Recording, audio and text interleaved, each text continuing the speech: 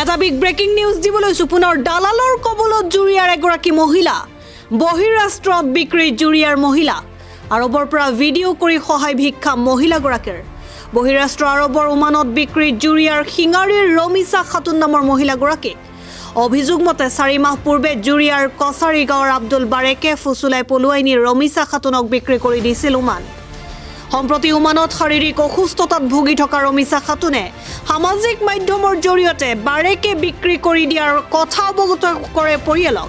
ইপিনে পৰিয়ালৰ লোকে বাৰেকৰ লগত যোগাযোগ কৰাত বাৰেকে ৰমিছা খাতুনক উমানৰ পৰা আনি দিয়াৰ নামত দাবী কৰে ধন উপায়হীন পৰিয়ালটোৱে মহিলাগৰাকীক আনি দিয়াৰ বাবে ইতিমধ্যে বাৰেকক আদায় দিয়ে ৭০,০০০ টকা ধন আদায় দিয়াৰ পিছতো মহিলাগৰাকীক আনি নিদিয়াত পৰিয়ালৰ লোকে জুৰিয়া থানাত বাৰেকৰ বিৰুদ্ধে ৰুজু কৰে গোচৰ উমানত আবদ্ধ হৈ শাৰীৰিক অসুস্থতাত কুঙা হৈ পৰা ৰমিছা খাতুনক উদ্ধাৰ কৰি আনিবৰ বাবে অনুৰোধ জনায়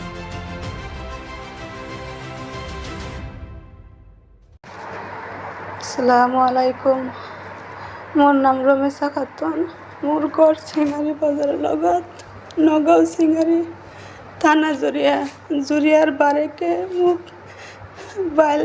মিছা কথা কই আনিছে মোক আনি মতে এতে বিক্রি করে দিছে এতে মই বহুত অসুস্থ হয়ে আছো মোর পুরো বহুত ডাঙর বেমার সিজারিংটো ফাটি গৈছে ব্লাড গৈ আছে বহুত পেন হয়ে আছে মই বহুত কষ্ট করে আছো বারেকে কইছে মোক নিব এতে মোক নিনে টাকাও ডিমান্ড করেছে 1,80,000 টাকা মই ৭০,০০০ টাকা দিছো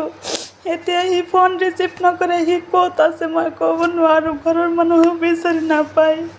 বাৰকৰ লগত আৰু মানুহ জড়িত আছে ইলিয়াছ নামৰ এটা ল'ৰা আছে আৰু এটা